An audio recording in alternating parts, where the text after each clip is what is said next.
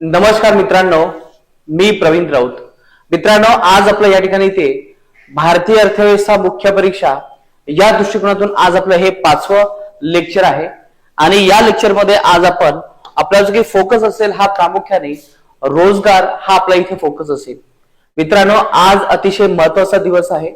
आजपासून आपल्या नवीन वर्षाला या ठिकाणी ते सुरुवात होत आहे आणि आजचा आपला जो काही दिवस आहे तो आहे 1 जानेवारी 2025। तर सगळ्यांना नवीन वर्षाच्या खूप खूप शुभेच्छा। आणि हे 2025 हे वर्ष सगळ्यांसाठी खूप आशादायी आणि खूप महत्त्वाचं असणार आहे, कारण की आतापर्यंत राज्यसेवेमध्ये जो काही पॅटर्न होता तो ऑब्जेक्टिव्ह पॅटर्न होता, परंतु आता इथून पुढे हा जो काही पॅटर्न आहे तो डिस्क्रिप्टिव्ह असणार आहे आणि यामध्ये या वर्षामध्ये डिस्क्रिप्टिव्हची आपली ही पहिली परीक्षा असणार आहे। यामुळे सगळ्यांसाठी हे वर्ष जे आहे हे थोडंसं चॅलेंजिंग आणि थोडंसं आशादायी आणि थोडंसं उत्साहपूर्ण असणार आहे।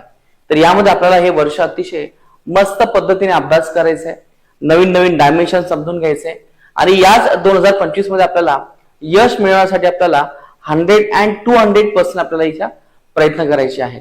तर 2025 हे वर्ष सगळ्यांना अतिशय उत्तम जाणार आहे आणि हे 2025 हे वर्ष आपल्या भविष्यासाठी सुद्धा खूप आशादायी असणार आहे, उत्साही असणार आहे आणि ऊर्जावान असणार आहे। तर मित्रांनो, चला तर आपण या नवीन वर्षामध्ये या लेक्चरला आपण इथे सुरुवात करतोय।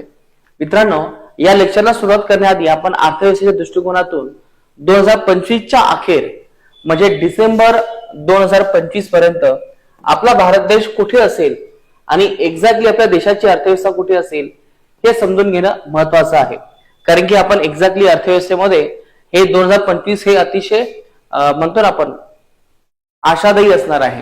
त्याचं कारण हे मित्रांनो, आज आपल्या देशामध्ये जगामध्ये जर इथे विचार केला तर 2025 जानेवारी यामध्ये आज सध्या भारत जो आहे तो जगाच्या अर्थव्यवस्थेमध्ये भारताचा या ठिकाणी इथे 5वा क्रमांक आहे जानेवारी 2025 मध्ये। आणि आपल्या देशाची अर्थव्यवस्था जी आहे ती जवळपास $3.8 ट्रिलियन। तर ही जवळपास एवढी आपली अर्थव्यवस्था आहे। पण लक्षात घ्या मित्रांनो, अतिशय कमी वेळेमध्ये भारताची अर्थव्यवस्था डिसेंबर 2025 मध्ये जर विचार केला तर देशाची अर्थव्यवस्था ही होणार आहे जगाच्या पाठीवरती 4 नंबरवरती। तुम्हाला माहित असेल की जगामध्ये जे 5 अर्थव्यवस्था आहे या 5 अर्थव्यवस्थेमध्ये भारताचा क्रमांक लागत होता, पण या डिसेंबर 2025 पर्यंत भारत हा 4थ्या क्रमांकावरती येणार आहे। तर पहिला देश जो आहे मित्रांनो तो देश आहे अमेरिका, दुसरा देश आहे तो आहे चीन, तिसरा देश आहे जर्मनी, चौथा देश आहे जपान आणि या ठिकाणी आपला 5वा देश आहे भारत। तर मित्रांनो, अशा प्रकारचे जगाच्या अर्थव्यवस्थेमध्ये भारताचा हा या ठिकाणी ते 5वा क्रमांक लागतोय। परंतु आपण जवळपास at the end of December 2025 पर्यंत भारताचा काही क्रमांक आहे तो डायरेक्टली 5 वरून कितीपर्यंत येणार आहे, या 4 पर्यंत येणार आहे। आणि विशेष आपल्याला हे समजून घ्यायचंय की जेव्हा आपल्या या ठिकाणी ते 4था रँक बनेल तर तेव्हा देशाची अर्थव्यवस्था ही जवळपास $4.5 ट्रिलियन। तर ही एवढी मोठी अर्थव्यवस्था असणार आहे। आता तुम्हाला प्रश्न पडला असेल की सर, एवढी मोठी अर्थव्यवस्था वाढून किंवा आपल्या भारताचा रँक वाढून आम्हाला काय मिळणार आहे? मित्रांनो, लक्षात घ्या, आपण देशाचे नागरिक आहोत, तसं देशाचा विकास म्हणजे आहे देशाच्या नागरिकांचा विकास आणि नागरिकांचा विकास म्हणजे देशांचा विकास। जीडीपी ही संकल्पना जी आहे ती उत्पादनाशी संबंधित आहे। म्हणजे याचा अर्थ हा होतो की देशामध्ये जवळपास एवढ्या मोठ्या प्रमाणामध्ये उत्पादन वाढणार आहे। जर हे उत्पादन जर वाढत असेल तर याचा अर्थ की तुम्हा आम्हा सगळ्यांना इथे रोजगार मिळणार आहे, देशाचा या ठिकाणी इथे विकास होणार आहे। तर म्हणून हा डेटा लक्षात ठेवा। आपल्याला पूर्व परीक्षेला याच्यावरती प्रश्न येऊ शकतो आणि मुख्य परीक्षेला सुद्धा तुम्हाला इंट्रोडक्शन मध्ये मांडायचंय की भारताचा या ठिकाणी इथे आपण लवकरच 4थ्या क्रमांकावरती जाणार आहोत। आणि लक्षात घ्या मित्रांनो, 2027-28 पर्यंत भारत हा जगातील नंबर 3 ची अर्थव्यवस्था बनेल। 2027-28 पर्यंत त्याला वेळ आहे आणि लवकरच आपण 2050 पर्यंत कदाचित नंबर 2 किंवा नंबर 1 वरती सुद्धा जाऊ शकतो। तर ही आपल्या भारताची पोटेन्शियल आहे। मग तुम्हाला प्रश्न पडला असेल की मग जपान का वाढत नाहीये, जपानची अर्थव्यवस्था आपण का वाढू देत नाही आपण म्हणजे त्यांच्या देशामध्ये? तर मित्रांनो, लक्षात घ्या, जपानमध्ये खूप सारे बुजुर्ग लोक आहेत, ओल्ड एज पॉप्युलेशन सर्वात जास्त आहे। यामुळे जवळपास 1990 पासून तर ज्या जपानची जी अर्थव्यवस्था आहे ती थांबलेली आहे, ना ती खूप मोठ्या प्रमाणामध्ये वाढत, ना ती मोठ्या प्रमाणामध्ये कमी होत, ती स्टेबल आहे. म्हणून लक्षात घ्या जपान सध्या या स्थितीवरती आहे. परंतु कोणत्या वर्षी चीन हा देश नंबर 2 वरती आलेला आहे, तर हा आलेला आहे 2010 मध्ये. मग भारताला या ठिकाणी इथे येण्यासाठी किती वेळ लागेल, एक्झॅक्टली भारताला कोणकोणते चॅलेंजेस आहेत हे समजून घेणं गरजेचं आहे. आणि लक्षात घ्या मित्रांनो, जसा भारत देश हा पुढे पुढे जातो तसं देशामध्ये असणारा जो काही रोजगार आहे तो सुद्धा खूप मोठ्या प्रमाणामध्ये वाढत असतो. आणि एक्झॅक्टली आज आपण हाच तोच टॉपिक लक्षात घेतोय, हा आहे आपला रोजगार. तर या रोजगारामध्ये तुम्हाला ह्याच काही गोष्टी इथे लक्षात घ्यायच्या आहेत. आणि हा जे तुम्हाला मी सांगितलं असं इंट्रोडक्शन, हे नक्की तुमच्या इंट्रो मध्ये किंवा कंक्लुजन मध्ये तुम्ही नक्की मांडा. तर मित्रांनो आणखीन एक दुसरा एक पॉइंट आहे मित्रांनो, तर तो हा आहे की त्याचं जनरेशनचं नाव आहे बीटा जनरेशन. तुम्हाला माहित असेल की एक्स जनरेशन, झेड जनरेशन, तसा आता एक नवीन प्रकार आलेला त्याचं नाव आहे बीटा जनरेशन. आता बीटा जनरेशन या शब्दाचा अर्थ काय होतो की जे मुलं 31 डिसेंबर 2024 नंतर जन्माला येतील, ते डेट लक्षात घ्या, 31 डिसेंबर 2024 नंतर जन्माला येतील, तर त्या पिढीला किंवा त्या मुलांना आपण बीटा जनरेशन किंवा बीटा पिढी असं म्हणणार आहोत. मग तुम्हाला प्रश्न पडला असेल की सर आपण का डिसाईड करतो, त्याचं कारण हे मित्रांनो, कदाचित आपल्या जनरेशनने एवढा मेंदूचा वापर केला नाहीये, परंतु येणारी जी पिढी असेल यांच्यासोबत तंत्रज्ञान असेल, यांना तंत्रज्ञानाचे खूप सारे आव्हान असतील, यामुळे यांचा जो ब्रेन आहे तो सर्वात जास्त विकसित केलेला असेल असा तज्ञांचा दावा आहे. म्हणून आपलं जे काही भविष्य आहे बीटा पिढी ही खूप स्मार्ट असणार आहे, ती खूप अष्टपैलू असणार आहे. तुम्हाला तसंही माहिती की आजची पिढी जी आहे ती जराशी हुशारच आहे, परंतु इथून पुढे जे काही बालक जन्माला येतील, जे मुलं जन्माला येतील, ती पिढी जी असेल ती एकदम ऍडव्हान्स असेल, एकदम हुशार असेल, एकदम अष्टपैलू असेल. तर या आहे बीटा जनरेशन. मग तुम्हाला प्रश्न पडला असेल की आपण इथे का डिस्कस करतोय, त्याचं कारण हे मित्रांनो की आज आपल्या जगामध्ये नक्कीच टेक्नॉलॉजी बदलत आहे आणि या टेक्नॉलॉजी बरोबर जे काही रोजगार आहे ते सुद्धा बदलत आहे. म्हणजे येणाऱ्या 25 वर्षानंतर रोजगार कुठे असतील, तर यासाठी आज आपल्याला बीटा जनरेशन याचा विचार आपल्याला करावा लागेल. ऑलरेडी सध्या आपली जी पिढी आहे ती मोठ्या प्रमाणामध्ये रोजगारासाठी नेहमी झगडत असते. मग एक्झॅक्टली जी रोजगार समस्या आहे ते आपल्याला समजून घेत असताना आपली generation, x generation, Z generation आणि येणारी जी फ्युचर जनरेशन आहे बीटा जनरेशन, हे समजून घेणे इथे आपल्याला महत्वपूर्ण होते. म्हणून या ठिकाणी इथे मी तुम्हाला 2 कन्सेप्ट सांगितले असतील. भारत लवकरच हा 4थ्या रँक वरती येणार आहे आणि बीटा जनरेशन ही एकदम ऍडव्हान्स आणि ज्यांनी खूप जास्त त्यांचा मेंदूचा वापर केलेली ही जनरेशन असेल. तर मित्रांनो आता आपण आपल्या मेन पॉइंट कडे येतोय. जो पॉइंट आपण डिस्कस करत होतो तो आहे रोजगार. तर मित्रांनो लक्षात घ्या, हा जो रोजगार पॉइंट आहे हा आपण डिस्कस करत असताना लक्षात घ्या, राज्यसेवा मुख्य परीक्षेमध्ये आपण जवळपास हे 10 पॉइंट्स आपण इथे डिसाईड केलेले आहेत. आणि या 10 पॉइंट पैकी आपण आतापर्यंत भारतीय अर्थव्यवस्थेचे प्रकार समजून घेतलेत, भारतामध्ये असणारे जे नियोजन आहे ते आपण समजून घेतले, याचबरोबर आपण वाढ आणि विकास ही संकल्पना आपण समजून घेतली. पण आपण जस्ट एक अंडरस्टँडिंग बघितलं, अजून त्याच्यावरती डिटेल एक्सप्लेनेशन आपण पुढच्या टॉपिक मध्ये करणार आहोत. तर इथे आपण रोजगार या टॉपिकला इथे सुरुवात केली होती. तर जे काही आपण काल रोजगार किंवा बेरोजगारी हा टॉपिक सुरू केला असेल, याच्यावरती जस्ट एक मी तुम्हाला पहिल्या 10 मिनिटांमध्ये रिकॅप घेतो आणि हा पॉइंट आपण इथे चालू करूयात. तर यामध्ये पहिला पॉइंट हा होता आपला की रोजगार म्हणजे काय. रोजगार या शब्दाचा अर्थ काय होतो, रोजगार म्हणजे असा व्यक्ती ज्याचं वय हे 15 वर्षापेक्षा जास्त आहे, असा व्यक्ती ज्याला काम करण्याची इच्छा आहे, असा व्यक्ती जो काम करत आहे. म्हणजे बघा, इच्छा असणे, काम करणे आणि 15+ वय असणं, तर या कॅटेगरीला आपण या ठिकाणी इथे म्हणत असतो रोजगार. त्याच्यानंतर बेरोजगार म्हणजे कोण, की बेरोजगार एक्झॅक्टली असा व्यक्ती की ज्याच्यामध्ये सगळे क्रायटेरिया पूर्ण होत आहेत पण त्याला इथे काम मिळत नाही. जसं की त्याचं वय आहे 15+, त्याची काम करण्याची इच्छा सुद्धा आहे, परंतु या ठिकाणी इथे याला कोणत्याही प्रकारचे इथे काम मिळालेलं नाहीये. तर अशा व्यक्तीला आपण या ठिकाणी इथे बेरोजगार असं म्हणत असतो. लक्षात घ्या, बेरोजगार म्हणजे कोण, की ज्याची इच्छा आहे, ज्याचं 15+ वय आहे पण तो काम करत नाही, याला म्हणतो आपण इथे बेरोजगार.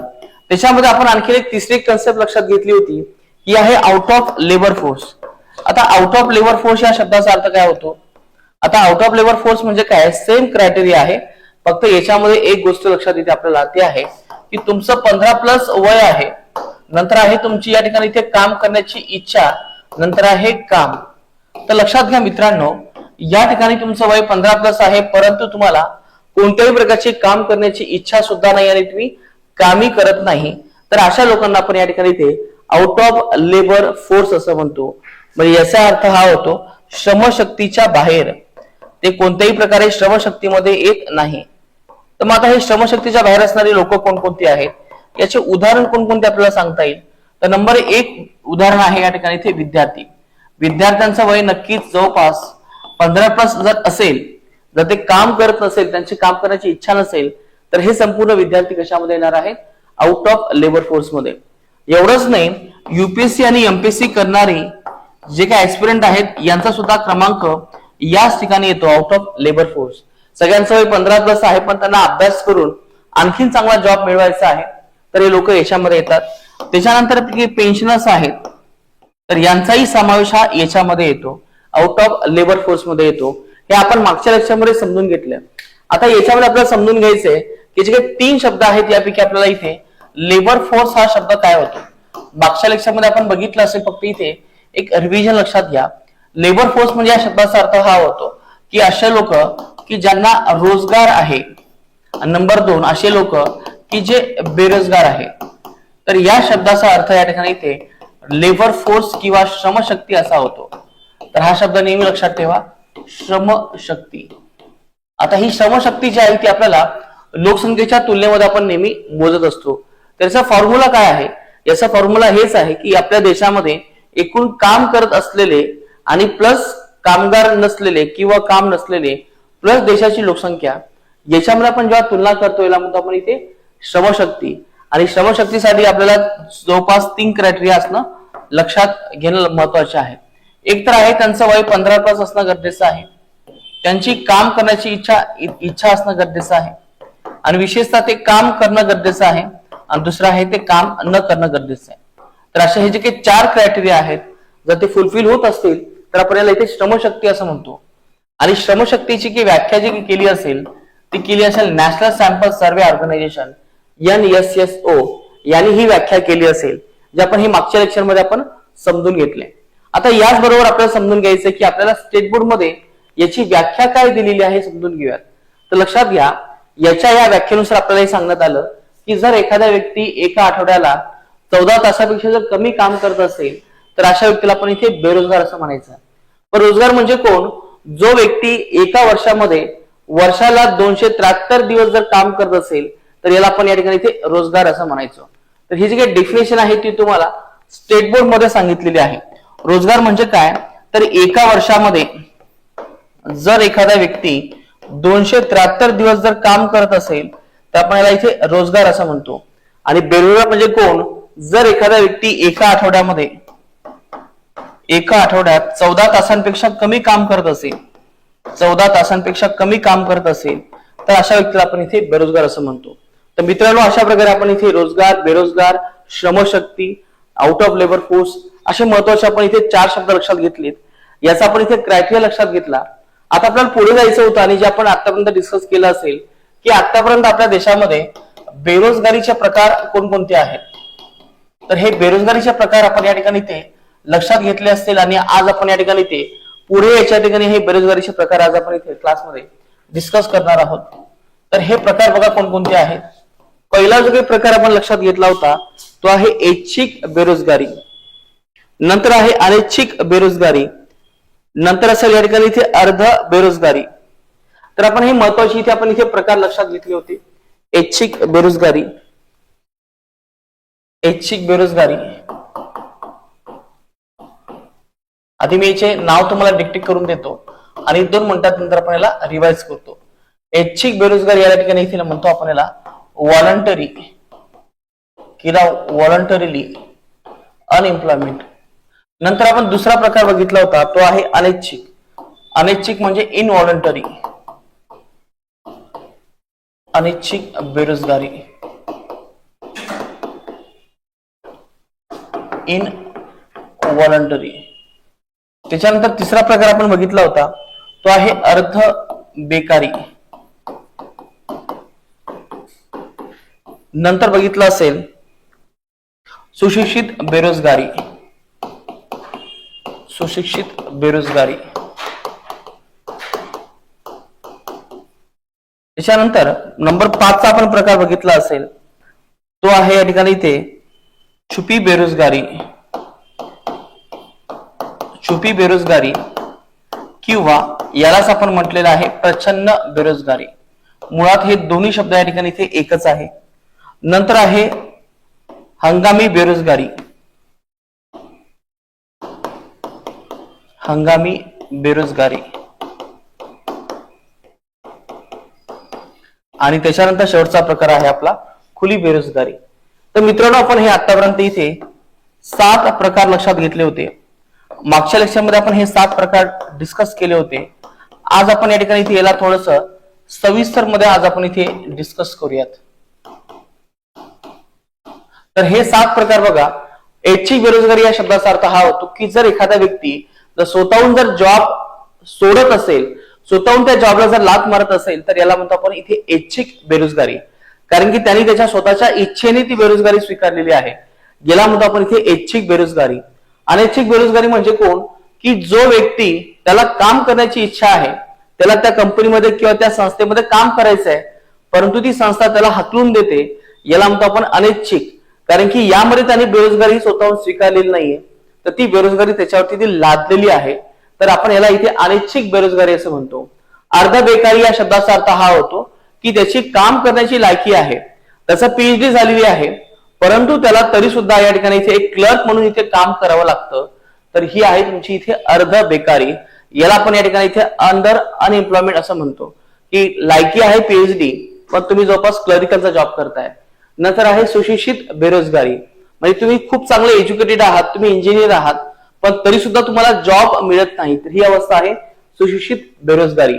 छुपी बेरोजगारी म्हणजे काय असेल की त्या दिवशी मी तुम्हाला एक एक्झाम्पल सांगितलं होतं, एक डायग्राम दिला होता की एक शेत आहे, त्या शेतामध्ये जवळपास जे काही लोक काम करतायत यांची संख्या आहे 5 आणि जमीन आहे समजा ही एवढी जमीन आहे, पण जर समजा त्याच जमिनीमध्ये जवळपास 16 कामगार काम करतायत, म्हणजे आधी काम करायचे 5 कामगार, याच्यामध्ये उत्पादन होत होतं 10 क्विंटल ज्वारी, आणि दुसऱ्या याच्यामध्ये आपण जर उदाहरण लक्षात घेतलं तर 16 कामगार आहे परंतु ज्वारी ही तेवढीच उत्पादित होत आहे।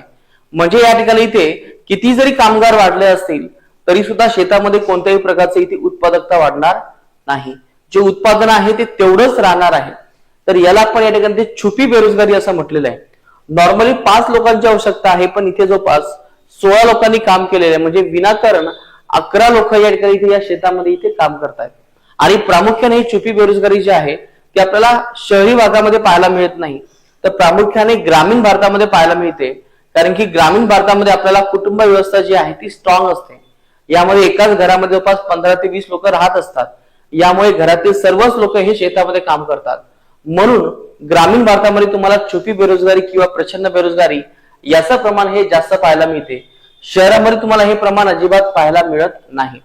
पण लक्षात घ्या मित्रांनो, ज्या प्रकारे आपण इथे शहरामध्ये ग्रामीण भारतामध्ये जी काही गरिबी बघितली असेल, छुपी बेरोजगारी किंवा प्रच्छन्न बेरोजगारी, तशाच प्रकारची इथे ग्रामीण भारताच्या व्यतिरिक्त सुद्धा शहरी भारतामध्ये एक बेरोजगारी आढळते, ज्याचं नाव आहे खुली बेरोजगारी।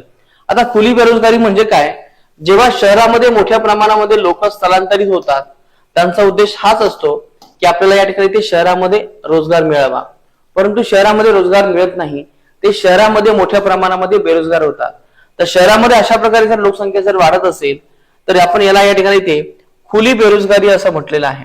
खुली बेरोजगारी ही प्रामुख्याने कुठे आढळते, शहरी भारतामध्ये आढळते, हे थोडंसं इथे समजून घ्या। त्याच्यानंतर प्रकार जो आहे तो आहे हंगामी बेरोजगारी। आता हंगामी बेरोजगारी म्हणजे काय, तुम्ही जसं की सीझन तुम्हाला मिळतो तसं तुम्हाला रोजगार मिळतो, पण जसा सीझन संपतो तसा तुमचा रोजगार हा निघून जातो।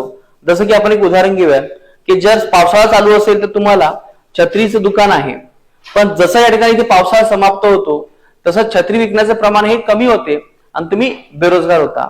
जसं की आपण उन्हाळ्यामध्ये बघत असतो की लग्न सराईमध्ये जे काही बँडवाले आहेत, मंडपवाले आहेत, यांना मोठ्या प्रमाणामध्ये काम मिळते, पण जसं लग्न सराई संपून जाते तशी ते लोक बेरोजगार होतात। तर ही अशा प्रकारची अवस्था आहे ती आहे हंगामी बेरोजगारी। तर हंगामी बेरोजगारी प्रामुख्याने तुम्हाला कुठे पाहायला मिळते, तर ही प्रामुख्याने ग्रामीण भारतामध्ये पाहायला मिळते। मग तुम्हाला प्रश्न पडला असेल की शहरी भारतामध्ये नाही का, तर शहरी भारतामध्ये आहे, पण याचं प्रमाण हे ऍज कम्पेअर टू ग्रामीण भारतामध्ये कमी आहे. कारण की आपण ग्रामीण भारतामध्ये बघत असतो की बहुतांश लोक हे शेतामध्ये काम करतात. मग अशा वेळेस जर शेताचे काम संपले असतील तर त्यांना दुसरा कोणताही ऑप्शन नाहीये. पण तसं शहरी भारतामध्ये नाहीये. शहरी भारतामध्ये प्रत्येक व्यक्ती त्यांचा जो रोजगार आहे तो लगेच शिफ्ट करू शकतो. समजा एखादा व्यक्ती उन्हाळ्यामध्ये समजा आईस्क्रीम विकत असेल तर तो पावसाळ्यामध्ये छत्री विकू शकतो, किंवा समजा पावसाळा संपला असेल तर तो हिवाळ्यामध्ये स्वेटर विकू शकतो. म्हणजे याचा अर्थ हा होतो की तो सीझन नुसार स्वतःला बदलत असतो. कारण की शहरामध्ये तशा प्रकारच्या ऑपॉर्च्युनिटीज असतात, तशा प्रकारच्या संधी आणि सुविधा असतात, परंतु ग्रामीण भारतामध्ये तशा प्रकारच्या सुविधा किंवा संधी नसल्यामुळे त्यांना तसं बेरोजगार राहावं लागतं. तर यामुळे ग्रामीण भारतामध्ये हंगामी बेरोजगारी याचं प्रमाण जे आहे मित्रांनो ते नेहमीच जास्त असते. हे नेहमी लक्षात ठेवा.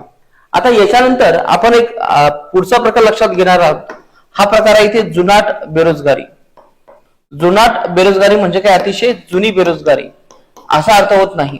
जुनाट बेरोजगारी या शब्दाचा अर्थ हा होतो की जर समजा एखादा व्यक्ती मागील 1 वर्षापेक्षा जास्त दिवस जर तो बेरोजगार असेल, त्याला मागच्या 1 वर्षापासून त्याला कोणत्याही प्रकारचं त्याला काम मिळत नसेल, तर अशा वेळेस हा जो काही व्यक्ती आहे तो जुनाट बेरोजगारीमध्ये येतो. कारण की तो जॉब मिळवण्याचा प्रयत्न करतो पण त्याला इथे जॉब मिळत नाही. तर आपण याला इथे इंग्लिशमध्ये क्रॉनिक अनएम्प्लॉयमेंट असं म्हणतो. Chronic unemployment.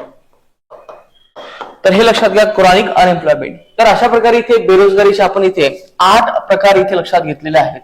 आता आपण इथे पुढचा प्रकार लक्षात घेणार आहोत, तर तो आहे घर्षणात्मक बेरोजगारी. घर्षणात्मक बेरोजगारी. आता घर्षणात्मक बेरोजगारी या शब्दाचा अर्थ इंग्लिशमध्ये फ्रिक्शनल अनएम्प्लॉयमेंट असा होतो.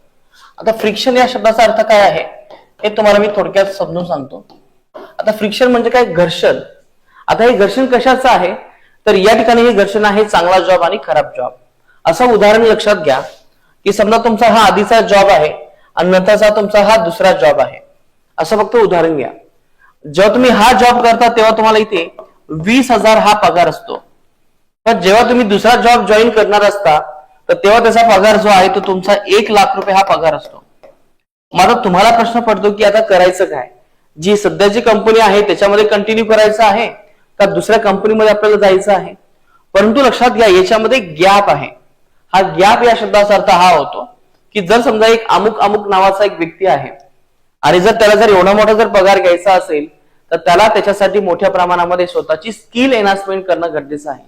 त्याला स्वतःचं स्किल वाढवणं गरजेचं आहे. पण त्याला स्किल नसल्यामुळे त्याला त्या कंपनीमध्ये किंवा त्या संस्थेमध्ये केवळ 20,000 रुपयावरती तुम्हाला त्याला काम करावं लागतं. मग अशा वेळेस हा जो काही व्यक्ती आहे अमोल नावाचा, हा काय करतो? डायरेक्टली कंपनीमध्ये सुट्टी टाकतो आणि सांगतो की साहेब मला आता हा जॉब करायचा नाहीये. तो सुट्टी टाकतो आणि मग नंतर तो MBA डिग्री पूर्ण करतो. आता MBA डिग्री त्याने पूर्ण केल्यामुळे जसा तो दुसऱ्या कंपनीमध्ये जेव्हा जातो तर त्याचा जो काही पगार आहे तो अचानक किती झालेला आहे? आता 1,00,000 हा तेवढासा पगार झालेला आहे. म्हणजे थोडक्यात मला हे म्हणायचं मित्रांनो की फ्रिक्शनल अनएम्प्लॉयमेंट या शब्दाचा अर्थ हा होतो की जो काही फ्रिक्शनल अनएम्प्लॉयमेंट आहे, बेरोजगारी आहे, ती आपण स्वतःहून स्वीकारलेली असते. यामध्ये अमोलला कोणीही कंपनीहून काढलं नाही.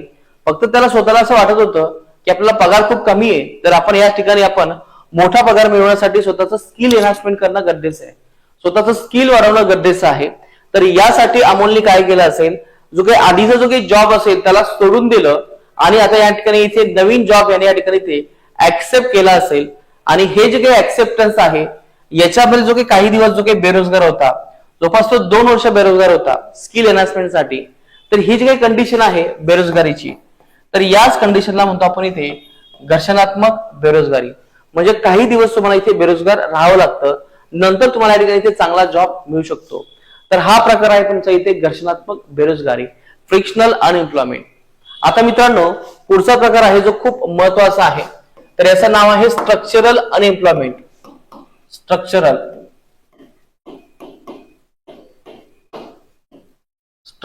अनएम्प्लॉयमेंट. आता स्ट्रक्चरल अनएम्प्लॉयमेंट या शब्दाचा अर्थ काय होतो? याला आपण इथे मराठीमध्ये संरचनात्मक बेरोजगारी असं म्हणतो. संरचनात्मक बेरोजगारी. आता संरचनात्मक बेरोजगारी म्हणजे काय? तर हे सगळं तुम्हाला मी समजून सांगण्याआधी एक तुम्हाला मी प्रश्न विचारतो की आपण आतापर्यंत जवळपास 10 हे सगळे बेरोजगारीचे आपण इथे प्रकार बघितलेले असतील, तर तुम्हाला हे नाव लक्षात आले असतील.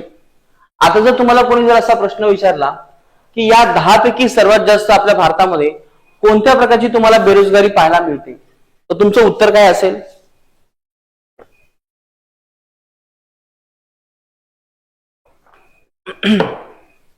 ऑब्विसली तुमचं हे उत्तर असेल की मे बी हंगामी बेरोजगारी जास्त असेल किंवा छुपी बेरोजगारी जास्त असेल. पण मित्रांनो, तुमचं उत्तर या ठिकाणी असायला हवं संरचनात्मक बेरोजगारी ही भारतामध्ये सर्वात जास्त आहे. मग तुम्हाला प्रश्न पडला असेल की सर संरचनात्मक बेरोजगारी म्हणजे काय? तर याचा अर्थ असा होतो, लक्षात घ्या, जर अर्थव्यवस्थेमध्ये मूलभूत पाया जर मजबूत नसेल, म्हणजे अर्थव्यवस्थेचा मूलभूत पाया जर मजबूत नसेल, मग मूलभूत पाया म्हणजे काय असेल की या देशामध्ये असणारे लोक त्यांचं शिक्षण, त्यांचं आरोग्य, लक्षात घ्या, शिक्षण, आरोग्य, कौशल्य, त्याच्यानंतर पायाभूत सुविधा, कौशल्य, नंतर आहे पायाभूत सुविधा, तर जर हे त्यांना व्यवस्थित मिळत नसेल, लक्षात घ्या काय म्हणतोय, जर समजा एखाद्या व्यक्तीला त्याचं शिक्षण, आरोग्य, कौशल्य, पायाभूत सुविधा तर त्याला जर चांगला मिळत नसेल, तर त्याला भविष्यामध्ये चांगला रोजगार मिळेल का? नाही. जर कदाचित जर मला जर चांगलं शिक्षण मिळालं नसतं, माझ्या वडिलांनी जर मला जर शिकवलं नसतं, तर कदाचित आज मी तुमच्या समोर नसतो. कदाचित मी माझ्या गावाकडे एक छोटं मोठं काम केलं असतं, कदाचित मी ड्रायव्हर झालो असतो. पण आज मला चांगला रोजगार मिळतोय, मी चांगला या ठिकाणी इथे चांगलं कमवू शकतो. त्याचं कारण काय? कारण की मला चांगलं शिक्षण देण्यात आलं आणि या चांगल्या शिक्षणामुळे माझा जो काही पाया आहे तो मजबूत होऊ शकला आणि यामुळे मी चांगल्या प्रकारचा इथे रोजगार घेऊ शकतो. तर हे याचं कारण काय आहे? कारण एकच आहे की माझा जो काही पाया आहे तो मजबूत आहे. लक्षात घ्या मित्रांनो, कोणत्याही अर्थव्यवस्थेसाठी, त्या देशासाठी अर्थव्यवस्थेसाठी पाया काय आहे? तर ह्या सगळे पाया आहेत, शिक्षण, आरोग्य, कौशल्य, त्याच्यानंतर पायाभूत सुविधा. याच्यामध्ये आणखी एक दोन काही गोष्टी येतात, त्या आहेत तंत्रज्ञान. जर एखाद्या देशाचा जर ह्या गोष्टी जर कमजोर असतील, जर देशातील नागरिकांना जर कौशल्य मिळालं नसेल, तंत्रज्ञान जर नसतील, तर त्यांना रोजगार असतील का? नाही. लक्षात घ्या मित्रांनो, आज आपल्या देशातील इंजिनियर लोकांना या ठिकाणी कंपनीमध्ये चांगलं काम न मिळत नसल्यामुळे ते स्पर्धा परीक्षेचा मार्ग निवडतात. पण लक्षात घ्या मित्रांनो, ते स्पर्धा परीक्षा का करतात? त्याचं कारण हे की त्यांना कंपनीमध्ये चांगला जॉब मिळत नाही. पण जर समजा त्यांना तिकडे समजा 50 लाख, 20 लाख, 40 लाख, 12 लाख जर त्यांना जर असं जर पॅकेज मिळालं असतं, तर कदाचित त्यांनी स्पर्धा परीक्षा कधी केली असती का? तर या प्रश्नाचं उत्तर आहे नाही. म्हणजे आपल्या देशातील जे काही तरुण आहेत त्यांना जर रोजगार मिळत नसेल, तर याला जबाबदार आहे आपली शिक्षण व्यवस्था, याला जबाबदार आहे आपलं सरकार. कारण की त्यांनी त्यांच्या आयुष्याचे महत्वाचे वर्ष त्या डिग्रीसाठी, त्या शिक्षणासाठी घातलेले आहेत, पण ते शिक्षण त्यांना रोजगार देऊ शकत नाही. तर हे अपयश आहे त्या शिक्षणाचं. आणि म्हणून लक्षात घ्या मित्रांनो, आज आपल्या देशामध्ये हे जे काही पाया आहेत, शिक्षण, आरोग्य, कौशल्य, पायाभूत सुविधा, विकास, तंत्रज्ञान, तर हा कोणत्याही देशाचा पाया आहे. आणि जर हा पाया जर मजबूत असेल तर देशातील लोकांना चांगलं शिक्षण मिळते. पण जर समजा हा देशातील जर पाया जर हा मजबूत नसेल, तर देशामध्ये कोणत्या प्रकारची बेरोजगारी निर्माण होते? तर देशामध्ये संरचनात्मक बेरोजगारी निर्माण होते. मग आता तुम्हाला याची व्याख्या कशी करता येईल बघा. संरचनात्मक बेरोजगारी म्हणजे ज्या देशामध्ये त्यांचे पायाभूत सुविधा किंवा पायाभूत तत्व, पायाभूत सुविधा जर ह्या मजबूत असतील, तर त्या देशामध्ये रोजगार नक्कीच वाढतो. पण जर त्या देशामध्ये पायाभूत सुविधा जर मजबूत नसतील, तर देशामध्ये कोणत्याही प्रकारचा रोजगार मिळणार नाही. जी काही रचना आहे, संरचना जी आहे त्या देशाची, याचा अर्थ ती कमजोर आहे. कोणत्याही देशाची संरचना जर मजबूत करायची असेल, तर तुम्हाला ह्या गोष्टी त्या देशामध्ये मजबूत करणं गरजेचं आहे. तरच त्या देशामध्ये मोठ्या प्रमाणामध्ये रोजगार होईल. म्हणून आपण या ठिकाणी इथे भारतामध्ये असं म्हणतो की भारतामध्ये सर्वात जास्त संरचनात्मक बेरोजगारी आहे. कारण की भारतामध्ये आतापर्यंत कोणत्याही प्रकारचा रोजगार जो आहे तो मोठ्या प्रमाणामध्ये वाढत नाही. कारण की देशामध्ये नागरिकांना आपण ह्या काही सुविधा मोठ्या प्रमाणामध्ये दिलेल्या नाही. तर यालाच आपण या ठिकाणी ते संरचनात्मक बेरोजगारी असं म्हणतो. आता याची व्याख्या काय होऊ शकते तुम्ही लिहून घ्या. तुम्हाला याच्यावरती प्रश्न येऊ शकतो की संरचनात्मक बेरोजगारी म्हणजे काय, भारतामध्ये या बेरोजगारीचे कारण कोणते आहेत आणि यासाठी उपाययोजना कोणत्या आहेत, अशा तुम्हाला 3 अँगलनी हा प्रश्न इथे विचारला जाऊ शकतो. तर याची आधी व्याख्या लक्षात घ्या. संरचनात्मक बेरोजगारी म्हणजे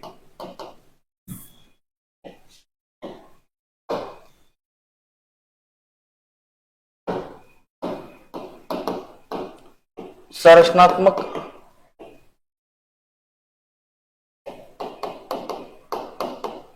बेरोजगारी म्हणजे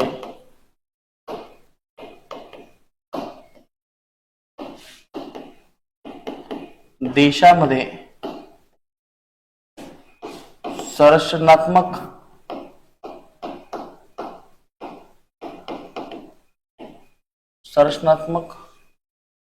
पायाभूत सुविधांचा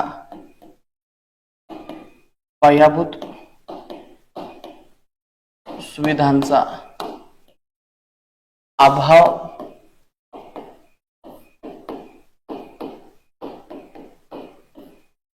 संरचनात्मक बेरोजगारी म्हणजे देशामध्ये संरचनात्मक पायाभूत सुविधांचा अभाव निर्माण झाल्याने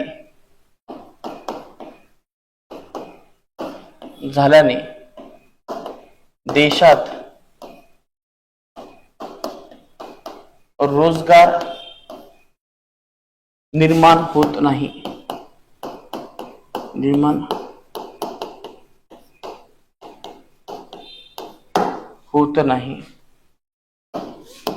देशातील नागरिकांना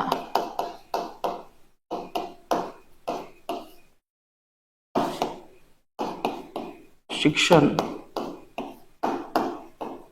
आरोग्य,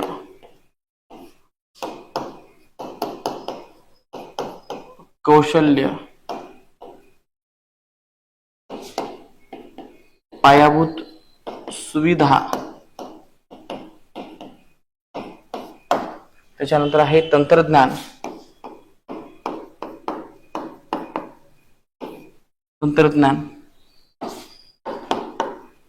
यांचा देशातील नागरिकांना शिक्षण, आरोग्य, कौशल्य, पायाभूत सुविधा, तंत्रज्ञान यांचा फायदा न झाल्याने किंवा याचा उपयोग न झाल्याने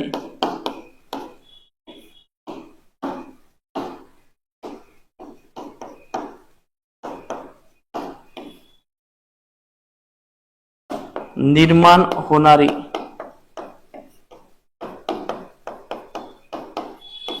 बेरोजगार स्थिती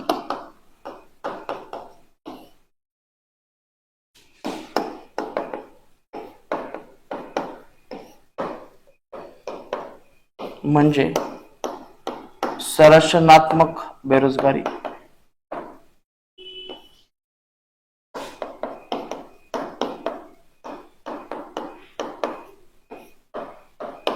बघा, तुम्हाला अशा प्रकारचा प्रश्न येऊ शकतो, संरचनात्मक बेरोजगारी म्हणजे काय. तर तुम्हाला आता ही सगळी इथे व्याख्या इथे देता यायला हवी. संरचनात्मक बेरोजगारी म्हणजे देशामध्ये संरचनात्मक पायाभूत सुविधांचा अभाव निर्माण झाल्याने देशात रोजगार निर्माण होत नाही आणि देशातील नागरिकांना शिक्षण, आरोग्य, कौशल्य, पायाभूत सुविधा, तंत्रज्ञान याचा उपयोग न झाल्याने निर्माण होणारी बेरोजगारी स्थिती म्हणजे संरचनात्मक बेरोजगारी होय. तर ही पूर्ण जी काही व्याख्या आहे मित्रांनो, ही तुम्हाला जशी आहे तशी लिहून काढायची आणि तुम्हाला याच्यावरती परीक्षेमध्ये जास्त प्रश्न इथे विचारले जाऊ शकतात. मग आता याच्यामध्ये एक गोष्ट आणखीन एक ऍड करा की भारतामध्ये संरचनात्मक बेरोजगारी ही सर्वात जास्त आहे, कारण की देशातील नागरिकांना आपण शिक्षण, आरोग्य, कौशल्य, तंत्रज्ञान या सुविधा आपण या ठिकाणी इथे दिल्याच नाही. तर मित्रांनो, अशा प्रकारे आपण इथे संरचनात्मक बेरोजगारी समजून घेतलेल्या आहेत. जवळपास आपण याच्यामध्ये हे 10 प्रकार इथे समजून घेतलेले आहेत. तर हे सगळं तुमच्या इथे लक्षात आलं असेल. आता आपण पुढे लक्षात घेणार आहोत की बेरोजगारी संदर्भात जर तुम्हाला जर प्रश्न आला तर याच्यावरती तुम्हाला कुठे प्रश्न येऊ शकते. तर यासाठी आज मी तुम्हाला पहिल्या 10 मिनिटांमध्ये इथे तुम्हाला एक प्रोसेस आपण त्याला म्हणतो, एक पद्धत मी तुम्हाला इथे डेव्हलप करणार आहे किंवा ते सांगणार आहे. कोणताही टॉपिक असू दे आपल्या सिलेबस मध्ये, तर तो तुम्ही असा बोर्डवरती लिहायचा, रोजगार. आता या रोजगार पॉइंट वरती कसे प्रश्न येतील हे तुम्हाला इथे विचार करायचा आहे आणि यासाठी तुम्हाला इथे थिंक टँक ही प्रोसेस पूर्ण करायची. मग ही कशी करायची आहे, तर या टॉपिकला सर्वात जास्त प्रश्न विचारणे. तर तुम्हाला मी उदाहरण देतोय, इथे लक्षात घ्या. रोजगार म्हणजे काय? रोजगार म्हणजे काय? दुसरा प्रश्न असा येऊ शकतो, बेरोजगार म्हणजे काय? बेरोजगार म्हणजे काय? हा तुमचा इथे दुसरा प्रश्न होऊ शकतो. तिसरा प्रश्न असा होऊ शकतो, बेरोजगारीचे प्रकार कोणते आहेत? म्हणजे तुम्हाला काय करायचं, त्या टॉपिक वरती तुम्हाला जे जे विचार येतील ते सगळे विचार तुम्हाला एका कागदावरती मांडायचे आहेत. थोडक्यात तुम्हाला इथे डायमेन्शन तयार करायचे आहेत की कोणत्याही प्रकारे तुम्हाला क्वेश्चन कसा येऊ शकतो, त्याचे डायमेन्शन कसे येऊ शकतात आणि हे डायमेन्शन तुम्हाला जमतात का हे समजणं गरजेचं आहे. तर बेरोजगारीचे प्रकार कोणकोणते आहेत हे समजून घ्यायचंय. नंतर समजून घ्यायचंय की भारतामध्ये बेरोजगारीचे कारणे की कोणकोणते कारण आहेत की ज्यामुळे आपल्या देशामध्ये बेरोजगारी या देशामध्ये आपली वाढत चाललेली आहे. नंतर आपल्याला समजून घ्यायचंय की बेरोजगारीचे कारणे ठीक आहे, पण याचे आपल्याला परिणाम कोणते होऊ शकतात. बेरोजगारीचे परिणाम कोणकोणते परिणाम आहेत, पॉझिटिव्ह आहेत, काही निगेटिव्ह आहेत, जे काही असेल ते तुम्हाला इथे फक्त लिहून काढायचंय. म्हणजे तुम्हाला थोडक्यात काय करायचं की त्या पॉइंट बद्दल सगळं ए टू झेड थिंक टँक करायचं आहे. तर यामध्ये आपण या क्लासमध्ये आपण इथे पहिलं थिंक टँक करण्याचा प्रयत्न करतोय. हळूहळू मी तुम्हाला ते सांगेल की कशा प्रकारे ते डेव्हलप करायचे. आता फक्त लक्षात घ्या की कोणते आपण इथे डायमेन्शन तयार करू शकतो. रोजगार म्हणजे काय, बेरोजगार म्हणजे काय, बेरोजगारीचे प्रकार कोणते आहेत, बेरोजगारीचे कारणे कोणते आहेत, बेरोजगारीचे परिणाम कोणते आहेत, आणि नंतर आणखी याच्यामध्ये उपाय होऊ शकतो. तर तो आहे बेरोजगारीचे उपाय कोणते आहेत. बेरोजगारी जर आपल्याला जर पूर्ण करायची असेल म्हणजे दूर करायची असेल, बेरोजगारीचे घालवण्यासंदर्भात आपल्याकडे उपाय कोणते आहेत, तर हे उपाय आपल्याला लक्षात घेणं गरजेचे आहे. आणखीन इथे काय होऊ शकते, तर आणखीन ऍस्पेक्ट होऊ शकतो की सध्याची स्थिती काय आहे, भारतामध्ये सध्या स्थिती काय आहे, म्हणजे प्रेझेंट आकडे आपल्याला काय सांगतात. या संदर्भात आपल्या देशामध्ये कोणती सरकारचे प्रयत्न आहेत, सरकारचे प्रयत्न कोणते आहेत हे आपल्याला समजून घ्यायचे. सरकारचे प्रयत्न आणखी सांगा काय होऊ शकते. सरकारचे प्रयत्न आहे, सरकारची योजना आहे, योजना आहे. तर मित्रांनो, भविष्यामध्ये तुम्हाला जर प्रश्न आला कधीही, तर कधी तुम्हाला याच डायमेन्शन विचारला जाऊ शकतो. तर हा पहिला डायमेन्शन, दुसरा, तिसरा, चौथा, पाचवा, सहावा, सातवा, आठवा, तर जवळपास तुम्हाला याच्यावरती 8 डायमेन्शन इथे होऊ शकतात. कदाचित आणखीन मी होऊ शकतात, पण ठीक आहे, आपण जे आहे ते जास्तीत जास्त कव्हर करण्याचा प्रयत्न केला. तर लक्षात घ्या, जर तुम्हाला जर कधी जर प्रश्न आला तर असा येऊ शकतो, बेरोजगारी म्हणजे काय, बेरोजगारीचे प्रकार कोणते आहेत, असा सोपा प्रश्न येऊ शकतो. किंवा असा प्रश्न येऊ शकतो की भारतामध्ये सातत्याने बेरोजगारी का वाढत चाललेली आहे, चर्चा करा, असा प्रश्न येऊ शकतो. किंवा भारतामध्ये बेरोजगारी निर्माण होत असल्यामुळे याचे भारतावरती कोणते परिणाम होतात, चर्चा करा, असा एक प्रश्न तुम्हाला विचारला जाऊ शकतो. किंवा प्रश्न असाही येऊ शकते की भारतामध्ये ही सातत्याने गरिबी वाढत चालली, बेरोजगारी वाढत चालली, तर याच्यासाठी एकत्रित कोणत्या उपाययोजना होऊ शकतात, याच्यावरती चर्चा करा, असा तुम्हाला याच्यावरती प्रश्न विचारला जाऊ शकतो. म्हणजे प्रश्नाचे डायमेन्शन अनेक होऊ शकतात, परंतु ज्या प्रश्नाचे डायमेन्शन अनेक जरी असले पण तरी हे जे काही 8 पॉइंट्स आहेत तुम्हाला याच्या आधारे नक्कीच तुम्हाला इथे प्रिपरेशन करता येईल. मी तुम्हाला फक्त एक पॉइंट सांगितला. आता मित्रांनो, इथून पुढे असे आपले अनेक पॉइंट्स असतील की ज्यामुळे प्रत्येक पॉइंट मध्ये तुम्हाला समजून सांगण्याचा प्रयत्न करेल की कशा प्रकारे आपल्याला आपला सिलेबस हा तुम्हाला इथे डिकोडिफाय करायचा आहे. तर या ठिकाणी इथे हा रोजगार हा जो काही टॉपिक आहे तुम्हाला अशा पद्धतीने इथे डिकोडिफाय करता येईल. आणि जर तुम्ही असंच जर करू शकला तर नक्कीच तुम्हाला जे काही डिस्क्रिप्टिव्ह पॅटर्न एक्झाम आहे याच्यामध्ये तुम्हाला यश मिळायला खूप सोपं जाईल. कारण की तुम्हाला अंदाज येणं गरजेचं आहे, त्यासाठी हे थिंक टँक करणं इथे गरजेचं आहे. तर थोडं समजून घ्या. मग आपण आतापर्यंत क्लासमध्ये कोणकोणते पॉइंट कव्हर केलेले आहेत, रोजगार म्हणजे काय, बेरोजगार म्हणजे काय हे आपण समजून घेतले. त्याच्यानंतर बेरोजगारीचे प्रकार आपण समजून घेतलेले आहेत. आता बाकीचे आपल्याला हे बाकीचे जे काही कारण असतील, बेरोजगारीचे कारण, परिणाम, उपाय, सरकारची योजना आणि स्थिती, आज आपण ह्या लेक्चरमध्ये इथे आपण कव्हर करणार आहोत. तर चला तर आपण इथे समजून घेऊयात याचे असणारे काही आपल्याला महत्वपूर्ण संबंध. परंतु आपण हे समजून घेण्याआधी आपण थोडस स्थिती या पॉइंट वरती जाऊयात. स्थिती म्हणजे काय की भारतामध्ये बेरोजगारी संदर्भात काय स्थिती आहे, रोजगार संदर्भात काय स्थिती आहे. तर लक्षात घ्या, जेव्हा तुम्ही आपल्या देशामध्ये आतापर्यंत आपण काय समजून घेतलं असेल की बेरोजगारीचे काही प्रकार आहेत, त्याच्यामध्ये आणखी एक डायमेन्शन ऍड होतो, तो हा आहे की रोजगारचे प्रकार कोणते आहेत भारतामध्ये. बघा, असे तुम्हाला प्रकार समजून घ्यायचे, एक एक प्रकार तुम्हाला लक्षात येऊ शकतो. तर भारतामध्ये रोजगारचे प्रकार किती आहेत. तर भारतामध्ये जेव्हा तुम्ही रोजगार किंवा जॉब ऑपॉर्च्युनिटी जेव्हा लक्षात घेता, त्याच्यामध्ये 3 प्रकार आहेत, लक्षात घ्या. पहिला जो काही प्रकार आहे हा बघा, जर समजा एखाद्या व्यक्तीला रोजगार आहे, म्हणजे तो कशा प्रकारचा आहे हे समजून घ्यायचे. तर या रोजगाराचे प्रामुख्याने मित्रांनो 2 प्रकार पडतात. तर पहिला प्रकार जो आहे हा आहे संघटित रोजगार. संघटित रोजगार. दुसरा जो काही प्रकार आहे तो आहे असंघटित रोजगार. रोजगार आता याला इंग्लिश मध्ये काय म्हणतात, तर इंग्लिश मध्ये याचे 2 नाव आहेत, लक्षात घ्या. एक आहे अनऑर्गनाइज सेक्टर. अनऑर्गनाइज सेक्टर हा आपला पहिला प्रकार आहे. आणि दुसरा आहे इनफॉर्मल सेक्टर. Informal sector. आता हे झालं एका ठिकाणी. आता दुसऱ्या ठिकाणी लक्षात घ्या, या ठिकाणी इथे असेल ऑर्गनाइज सेक्टर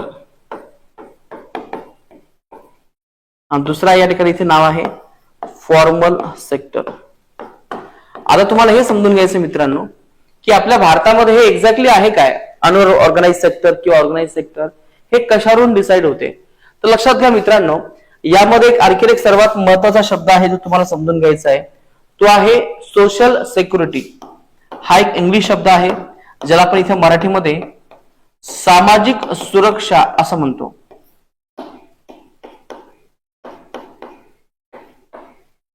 सामाजिक सुरक्षा. आता सामाजिक सुरक्षा म्हणजे काय, तर याचा अर्थ हा होतो की एखादा व्यक्ती, ज्या व्यक्तीला काही विशिष्ट गोष्टी मिळत असतात, मग आता ह्या विशिष्ट गोष्टी कोणत्या आहेत, तर हेच तुम्हाला इथे क्लासमध्ये समजून घ्यायचंय.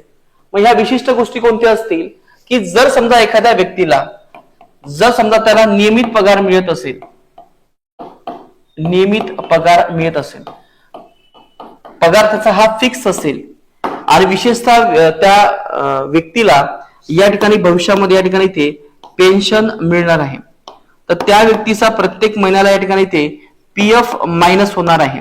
एवढंच नाही तर त्या व्यक्तीला प्रत्येक महिन्यामध्ये किंवा जर काही आवश्यकता असेल तेव्हा त्याला इथे विमा मिळणार आहे. बघा, सामाजिक सुरक्षा या शब्दाचा अर्थ हा होतो की जर समजा एखाद्या व्यक्तीला नियमित पगार मिळत असेल, त्याला भविष्यामध्ये पेन्शन मिळणार आहे, त्याचा प्रत्येक महिन्यामध्ये पीएफ हा कट होणार आहे, त्याला या ठिकाणी इथे विमा मिळणार आहे. जर ह्या गोष्टी जर एखाद्या व्यक्तीला जर मिळत असतील तर या व्यक्तीला म्हणतो आपण या ठिकाणी इथे सामाजिक सुरक्षा त्याला मिळालेल्या आहेत.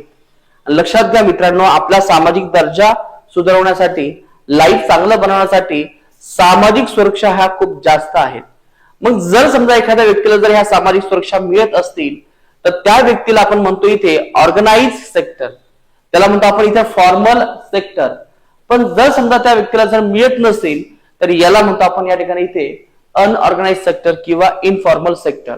तर लक्षात घ्या, ज्या व्यक्तीला इथे सामाजिक सुरक्षा मिळतात, सामाजिक सुरक्षा इथे मिळालेल्या आहेत, या ठिकाणी काम करणारा जो व्यक्ती आहे तो कोणत्या क्षेत्रामध्ये येतो, तर हा ऑर्गनाइज सेक्टर मध्ये येतो. पण जर एखादा व्यक्ती तो या सेक्टरमध्ये आहे, विशिष्ट सेक्टरमध्ये आहे, पण त्याला इथे कोणत्याही प्रकारच्या इथे सामाजिक सुरक्षा इथे मिळत नाही, त्याला कोणत्याही प्रकारचा इथे पगार मिळत नाही, त्याला या ठिकाणी इथे वेळेवर पगार मिळत नाही, त्याला भविष्यामध्ये कोणत्याही प्रकारचा इथे याला इन्शुरन्स असणार नाही, तर अशा प्रकारच्या व्यक्तीला आपण या ठिकाणी इथे म्हणतो असंघटित रोजगार. मग या असंघटित रोजगारामध्ये उदाहरण कोणकोणते आहेत, तर याच्यामध्ये आपल्याला एक नंबर 1चं उदाहरण या ठिकाणी इथे सांगता येईल. जसं की शेतकरी, शेतकरी काम करतात, त्यांना स्वतः त्या ठिकाणी तिथे पगार कमवतात, म्हणजे ते धान्य विकतात आणि त्यांना पैसे मिळतात, त्यांना कोणीही पगार देत नाही, भविष्यामध्ये त्यांना पेन्शन मिळणार आहे का, नाही, त्यांना कोणत्याही प्रकारचं पेन्शन मिळणार नाही. तर हे शेतकरी आपले अनऑर्गनाइज सेक्टर मध्ये येतात. नंबर 2 कोण आहे, जसं की चायवाला, चायवाला असेल, त्याच्यानंतर एखादा किराणा दुकानवाला असेल, किराणा दुकानवाला असेल, किंवा आणखीन एखादा भाजीपालावाला असेल, भाजीपाला किंवा वडापावाला दुकान असेल, जे तुम्हाला रस्त्याने लोक काम करताना दिसत आहेत, हे संपूर्ण लोक जे आहेत काही त्यांना कोणी पगार देत नाहीये. जर त्यांनी जर काम केलं असेल तरच त्यांना काम मिळते, त्यांना तरच पैसा मिळतो, अदरवाईज त्यांना कोणी पैसा देत नाही. तर याचा अर्थ ही जी काही टर्म आहे ती कशामध्ये येऊ शकते, ही आहे आपली अनऑर्गनाइज सेक्टरमध्ये. तर लक्षात घ्या, मग आपल्या भारतामध्ये अशा प्रकारचे इथे अनऑर्गनाइज सेक्टरमध्ये काम करण्याचं प्रमाण आपल्या भारतामध्ये किती असेल, तर याचा तुम्ही इथे अंदाज करू शकता. तर हा अंदाज किती असेल मित्रांनो, कमेंट करून मला सांगा जर तुम्हाला अंदाज येत असेल तर. तर कदाचित तुम्हाला हा अंदाज थोडासा येणं अवघड आहे, परंतु लक्षात घ्या हा आकडा खरंच खूप मोठा आहे. तर आपल्या भारतामध्ये जवळपास 90% जी काही जनता आहे ती कोणत्या सेक्टर मधली आहे, ही अनऑर्गनाइज सेक्टर मधली आहे. आणि याच्यामध्ये असणारी फॉर्मर मध्ये असणारी जी काही जनता आहे याचं प्रमाण हे केवळ 10% आहे. मग आता तुम्हाला प्रश्न पडला असेल की या 10% कोण कोण येतात, जसं की एखादी सरकारी कर्मचारी हे ऑर्गनाइज सेक्टर मध्ये येतात. याचबरोबर एखादी कंपनी आहे, ती कंपनी काय करते, त्यांच्या एम्प्लॉईजला वेळेवरती पगार देते, त्यांचा पीएफ वगैरे काढते, त्यांना विमा देते. तर हे आहे तुमची इथे एखादी कंपनीमध्ये काम करणे, कंपनी कामगार, हे सुद्धा कशामध्ये येतात, आपले या ऑर्गनाइज सेक्टरमध्ये येतात. आणि यामध्ये आपल्या देशामध्ये अनऑर्गनाइज सेक्टरचं काही प्रमाण आहे ते सर्वात जास्त आहे. जर मी तुम्हाला इथे असं जर विचारलं मित्रांनो की आपल्या देशामध्ये असे किती लोक आहेत की जे सरकारी काम करतात, तर हे सरकारी काम करण्याचं प्रमाण जे आहे ते केवळ 2 ते 3% आहे. किती? जवळपास 3% आहे. म्हणजे इथे मी जर असं म्हणू शकतो की 97% लोक हे रोजगार आहेत, फक्त 3% लोक हे सरकारी काम करतायत. आणि आपण जे काही तयारी करतोय परीक्षेची, आपण या आकड्यासाठी करतोय की आपल्याला या आकड्यामध्ये जायचंय, यासाठी आपले हे प्रयत्न आहेत. तर अशा प्रकारे इथे आपण रोजगाराचे प्रकार बघितले असतील. तर हे किती प्रकार आहेत? 2 आहेत, संघटित रोजगार आणि असंघटित रोजगार. याचे सगळे तुम्हाला मी इथे उदाहरण सुद्धा सांगितले असतील, ते लक्षात ठेवा, तुम्हाला परीक्षेसाठी नक्कीच कामाला येऊ शकतात. आता आपण आणखीन काही गोष्टी लक्षात घेणार आहोत की रोजगाराचे आणखीन जवळपास 3 प्रकार पडतात. तर हे रोजगाराचे 3 प्रकार कोणते आहेत लक्षात घ्या. एक आहे इथे पगारदार, इथे मी शॉर्टकट इथे नाव घेतोय पगारदार. म्हणजे असा रोजगार आहे की ज्या लोकांना पगार मिळते, ते आहेत पगारदार. Salaried employment. त्याच्यानंतर आहे दुसरा प्रकार जो आहे तो आहे मजूरदार. मजूरदार या शब्दाचा अर्थ काय होतो की ते वेजेस मिळतात, त्यांना सॅलरी नाही मिळतात, त्यांना मजुरी मिळते. तर यांना आपण या ठिकाणी इथे मजूरदार किंवा आपण याला इथे मजुरी हा शब्द इथे उच्चार करूयात. पगारदार, मजुरी. आणि दुसरा जो काही शब्द आहे तो आहे कॅज्युअल. कॅज्युअल या ठिकाणी इथे याचा प्रासंगिक हा शब्द होतो. तर हे शब्द लक्षात घेण्याआधी मित्रांनो, तर याच्यामध्ये आपल्या हे 3 गोष्टी तुम्हाला माहित असणं गरजेचे आहे. एक आहे प्रासंगिक रोजगारीत, नंतर आहे रेग्युलर एम्प्लॉईड, नंतर आहे सेल्फ एम्प्लॉईड. तर जे तुम्हाला मी इथे प्रकार सांगितले असतील ते याच प्रकारे आहे, लक्षात घ्या. सॅलरी म्हणजे पगारदार, नंतर आहे मजुरी, आणि नंतर आहे या ठिकाणी इथे स्वयंरोजगार.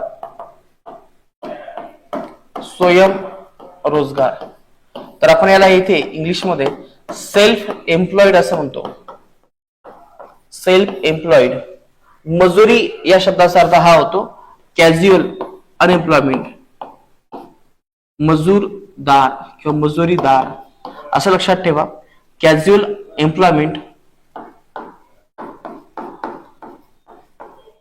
आणि हे आहे पगारदार, याला आपण इथे रेग्युलर एम्प्लॉयमेंट असं म्हणतो.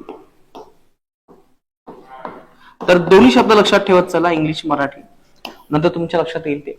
बघा, रोजगाराचे 3 प्रकार आहेत. स्वयंरोजगार, नंतर आहे पगारदार, नंतर आहे मजुरीदार. तर हे कॅज्युअल अनएम्प्लॉयमेंट. तर मित्रांनो, आता तुम्ही मला सांगा की आपल्या भारतामध्ये सर्वात जास्त हे प्रमाण कोणाचं असेल?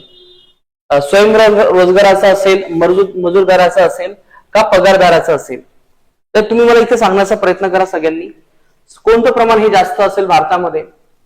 मे बी तुम्हाला असं वाटत असेल की भारतामध्ये मजूरदार जास्त असतील किंवा पगारदार जास्त असतील. हे तुम्ही तुमचे अंदाज आहेत ते तुम्ही नक्कीच बांधू शकता.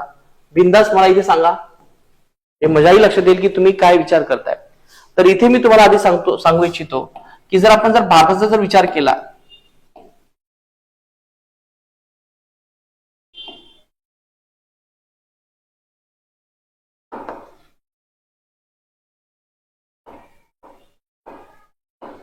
जर आपण जर भारताचा विचार केला तर भारतामध्ये सर्वात जास्त काय आहे, म्हणजे आपण कंबाईनचा विचार करतोय की भारतामध्ये सर्वात जास्त जे आहे कोणता रोजगार जास्त आहे, तर नंबर 1 भारतामध्ये स्वयंरोजगार प्रमाण हे जास्त आहे भारतामध्ये. आणि जर आपण जर विचार केला नंबर 2 ला कोणतं असेल, तर नंबर 2 ला आहे भारतामध्ये, तर ते आहे मजूरदार. आणि नंबर 3 ला जे आहे ते भारतामध्ये आहे पगारदार. तर हे अशा प्रकारचे इथे 3 प्रकारचे रोजगार भारतामध्ये आहेत. आता हे झालं आपल्या भारतामधलं. पण जर मी तुम्हाला असं म्हटलं की शहरामध्ये प्रमाण कसं असेल, म्हणजे शहर भारतामध्ये हे प्रमाण कसं असेल, तर हे थोडस उलट असेल. तर सरळ असेल सांगा, कमेंट करा थोडस. तर शहरी भारतामध्ये स्वयंरोजगार हा जास्त असेल. स्वयंरोजगार हा नंबर 1 वरती असेल. नंबर 2 वरती आहे आपला पगारदार आणि नंबर 3 ला आहे या ठिकाणी इथे मजूरदार. हे झालं आपल्या शहरी भारतामध्ये. मग मला सांगा ग्रामीण भारतामध्ये हे प्रमाण कसं असेल, तर ग्रामीण भारतामध्ये हे प्रमाण थोडस अशा प्रकारचं असेल. नंबर 1 असेल स्वयंरोजगार, नंबर 2 ला असेल मजूरदार, कारण की ग्रामीण भारतामध्ये मजूरदार हे लोक जास्त असतील. आणि नंबर 3 आहे या ठिकाणी इथे पगारदार. आता लक्षात घ्या मित्रांनो, तुम्हाला हा प्रश्न पडला असेल की सर हे स्वयंरोजगार हा प्रकार आला कुठून आणि एक्झॅक्टली यांचं प्रमाण जास्त कसं काय. तर लक्षात घ्या मित्रांनो, भारतामध्ये बहुतांश जी काही जनता आहे ती कुठे राहते मला सांगा. जर आपण जर भारताची जर लोकसंख्या लक्षात घेतली असेल मित्रांनो, तर ही 2011 नुसार भारतामध्ये लोकसंख्या किती आहे, 121 कोटी. आता मला सांगा या 121 कोटी सर्वात जास्त भारतामध्ये जनता कुठे राहते, ग्रामीण भारतामध्ये राहते का शहरी भारतामध्ये राहते. तर ऑब्व्हियसली याचं उत्तर आहे ग्रामीण भारतामध्ये. तर हे प्रमाण ग्रामीण भारतामध्ये जास्त आहे आणि शहरी भारतामध्ये किती आहे, थोडस कमी आहे. तर शहरी भारतामध्ये जवळपास 32% लोक हे शहरामध्ये राहतात आणि ग्रामीण भारतामध्ये जवळपास 68% लोक हे ग्रामीण भारतामध्ये राहतात. म्हणजे ग्रामीण भारतामध्ये राहण्याचं प्रमाण आहे, लोकसंख्या प्रमाण आहे ते जास्त आहे. यांचा सर्वात जास्त उदरनिर्वाह कोणता आहे ग्रामीण भारतामध्ये राहणाऱ्या लोकांचा, तर जवळपास सर्वात जास्त उदरनिर्वाह हा शेती आहे. आणि शेती जर एखादा शेतकरी जर स्वतः करत असेल तर तो कोणत्या प्रकारचा रोजगार आहे, तर ऑब्व्हियसली तो स्वयंरोजगार आहे. म्हणून लक्षात घ्या भारतामध्ये सर्वात जास्त रोजगारामध्ये स्वयंरोजगाराचं प्रमाण हे नेहमी जास्त असेल. मग तुम्हाला प्रश्न पडला की शहरी भारतामध्ये कसं काय. बघा शहरी भारतामध्ये ऑलमोस्ट छोटी छोटी दुकानं तुम्हाला पाहायला मिळतात, छोटी छोटी गाडी पाहायला मिळतात. तर या लोकांनी स्वतःचा बिझनेस स्वतः चालू केलेला आहे, ते त्यांनी स्वतः एम्प्लॉईड झालेले आहेत, तर ते कोणाच्या कामाला नाही आहेत. तर हे अशा प्रकारे शहरी भारतामध्ये हे अशा प्रकारचे स्वतः काम करणारे लोक हे जास्त आहे.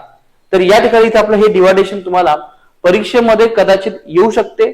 याच्यावरती तुम्हाला हे स्ट्रक्चर इथे सांगता यायला हवं, ही कन्सेप्ट तुम्हाला माहित असायला हवी. तर मित्रांनो अशा प्रकारे आपण समजून घेतलं असेल की रोजगार 2 प्रकार आहेत. एक आहे संघटित रोजगार, दुसरा आहे असंघटित रोजगार. नंतर आपण दुसरा एक प्रकार बघितला असेल की कोणाला कसा पगार मिळते यानुसार आपण बघितलं असेल. याचे 2 प्रकार आहेत, 3 प्रकार आहेत, स्वयंरोजगार, मजूरदार आणि पगारदार. जे स्वतःचं काम करतात त्याला म्हणतो स्वयंरोजगार. मजूरदार म्हणजे काय, ज्यांना मजुरी मिळत आहे. आणि पगारदार म्हणजे काय, ज्यांना नियमित पगार मिळणार आहे. तर अशा प्रकारे आपण इथे रोजगाराचे आपण इथे प्रकार समजून घेतलेले आहेत. तर मित्रांनो आता आपण इथे पुढचा पॉईंट लक्षात घेणार आहोत. पुढचा पॉईंट हा आहे आपला की आपल्या देशामध्ये आपल्याला जे तुम्हाला मी सांगितलंय की आपण हे 2 पॉईंट इथे कव्हर केलेले आहेत. आता आपल्याला समजून घ्यायचं की भारतामध्ये बेरोजगारीचे कारणे कोणकोणते आहेत, म्हणजे कोणकोणत्या कारणामुळे आपल्याला बेरोजगारी इथे आपल्याला पाहायला मिळते. सर टाइम किती झालाय, 1 तास पूर्ण झालाय. पुढे येस. तर आपण इथे 5 मिनिट आपल्याला बाकी आहेत. तर यामध्ये आपण बेरोजगारीचे प्रकार आणि परिणाम हे काही अंशी आपण इथे समजून घेण्याचा प्रयत्न करूयात. उद्या आपण याच्यावरती आणखी सविस्तर चर्चा करूयात.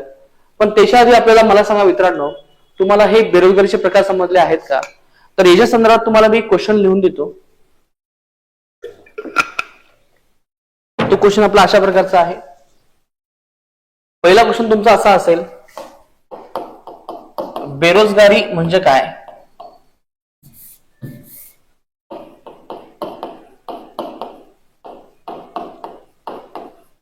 बेरोजगारी म्हणजे काय?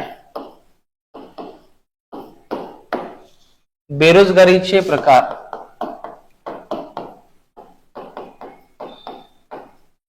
बेरोजगारीचे प्रकार उदाहरणासह स्पष्ट करा.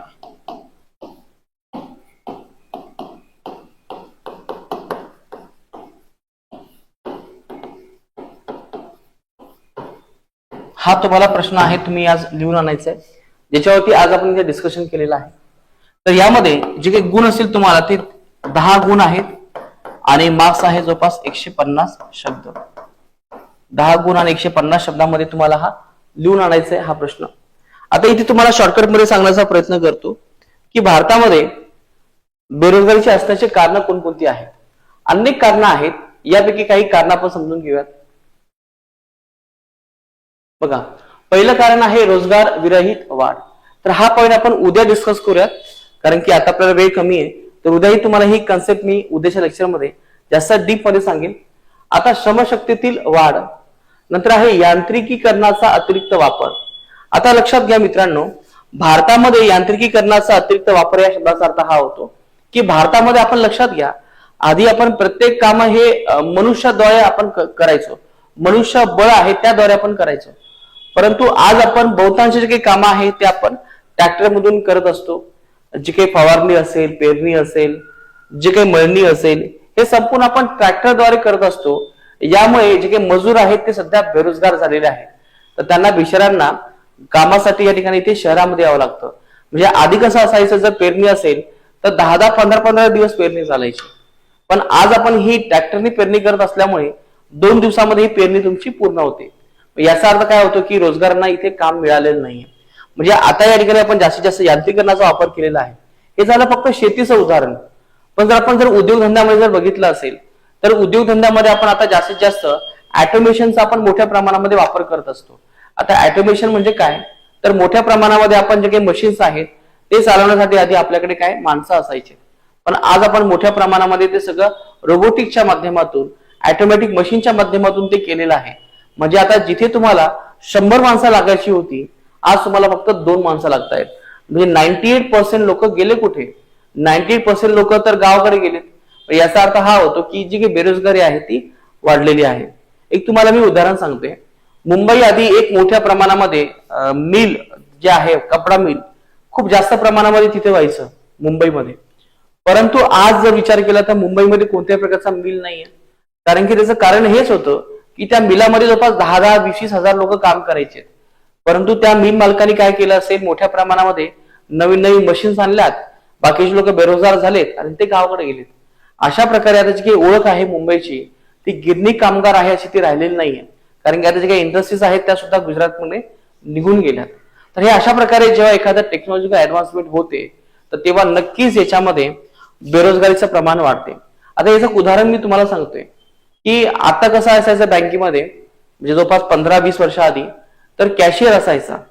कॅशियर तुम्हाला पैसे द्यायचा. पण आता हे कॅशियरचं काम कोण करत आहे? ATM machine. तुम्ही एटीएम मध्ये जायचं, स्वाईप करायचं आणि पैसे घेऊन यायचे. म्हणजे आतापर्यंत जे काही कॅशियर होते त्यांची संख्या कमी झाली. आतापर्यंत एका बँकमध्ये 4-4, 3-3 असे कॅशियर असायचे. पण आता हे प्रमाण काय आहे? एकावरती आलेलं आहे. म्हणजे या तंत्रज्ञानामुळे काय झालं असेल, कॅशियरची संख्या कमी झाली, म्हणजेच बेरोजगारी या ठिकाणी इथे वाढलेली आहे. आधी कसं असायचं बघा, जवळपास 40-50 वर्ष आधी जर एखादा पिक्चर जर रिलीज झाला असेल तर त्याचे तुम्हाला पोस्टर लागायचे आणि ते विशेषतः पोस्टर जे पेंटर आहे तो हाताने काढायचा. परंतु आज जे काही तुम्ही पोस्टर बघता हे पूर्णतः डिजिटल पोस्टर आहेत.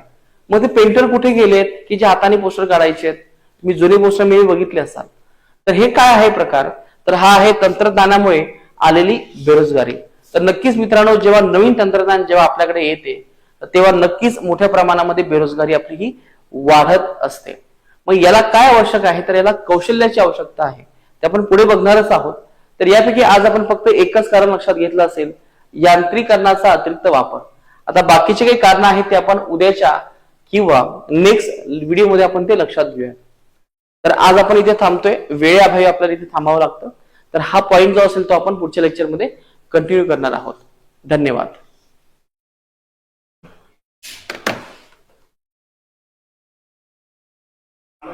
येस.